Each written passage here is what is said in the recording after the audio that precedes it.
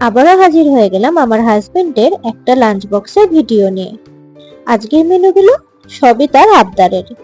দিয়ে দিচ্ছি পেঁপের চাটনি, এবারে দিচ্ছি মাছের ডিমের বড়ার ডালনা। এই মাছের ডিমের বড়া অবশ্য আমার বর ভাজা খেতেই ভালোবাসে।